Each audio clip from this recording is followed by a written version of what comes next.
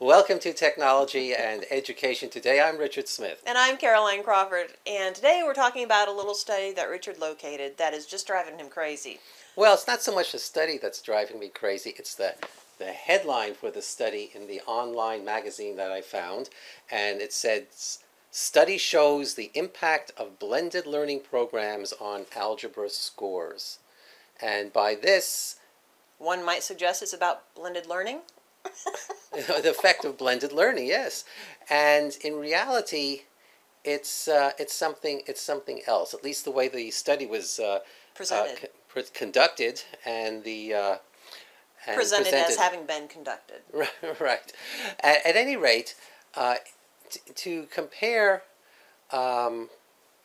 blended learning to pure face-to-face learning or pure online learning, you really have to have the same thing taught, the same methods used. The curriculum needs to be appropriately parallel. They need to be identical is what needs to be.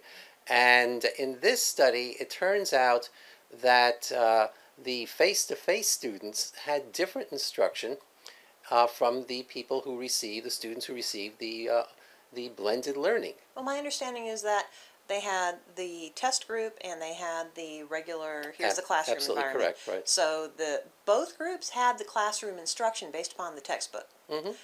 But the test group had an additional component, which is some type of software, whether it's tutorial or no, it was a tutorial, simulation or whatever it happens to be. It was a math tutorial. It had an add-on, so it's more of the old saying about apples to apples versus apples to oranges testing. Mm-hmm. It's an apples to oranges type opportunity because it's not exactly a blended learning environment. You're testing straight face-to-face and the same curriculum within the face-to-face with the test group, but then you're adding on additional curriculum, which is not exactly kosher. Well, they added when it comes to studies. They added an online section of curriculum which the face-to-face students did not have. And if you're testing a software package, great, wonderful. But to go the extra step and suggest that because of the addition of the little software package, now all of a sudden the whole blended learning environment is so much better than face-to-face, that's quite the leap. Well, an inappropriate leap. What would have had to have happened would have been to take the method that was used in the online instruction that was part of the blended learning section and have presented that face-to-face as a part of the face-to-face class, not as an online class, and then you could compare both methods. Yes, but to have the add-on component that the straight face-to-face textbook curricular environment did not receive, it's not an appropriate methodological focus. It's not, you're not comparing apples to apples any longer. You're adding on and making a differentiation. The face-to-face students received different instruction from the students who were part of the blended learning class. So it's very difficult to say that the blended learning class, because of the effect of the way the material was presented, both face-to-face and online, had a better effect than the face-to-face class because the blended learning class received different instruction. They received additional and different instruction. And one would suggest if you have more time and efforts focused upon the subject matter and additional resources, that one would suggest it should be statistically significant differentiation between the two groups. Duh. If the additional instruction was well-designed instruction, yes, we would expect that.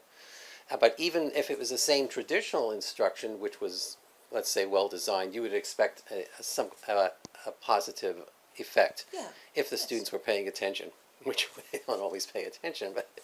But in any event, as a software package test, yeah, no doubt, this would be a fine presentation. But when we're leaping to the assumptions that this is all about blended learning, that's where this goes awry.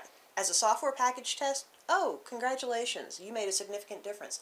Not actually discussing the component that there's additional instruction occurring that was not offered to the straight face-to-face class. It's a problem. And so this study, while identified as a a study on blended learning programs Had nothing to do with that, actually.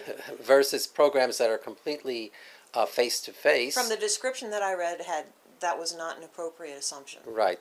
So it's just an example of how you need to be familiar with the material uh, in a particular area before you believe a headline that you see in the newspaper. Go behind the headline, do some homework, and you'll see that perhaps what the headline says is kind of misleading, What the headline suggests, right? or what it suggests.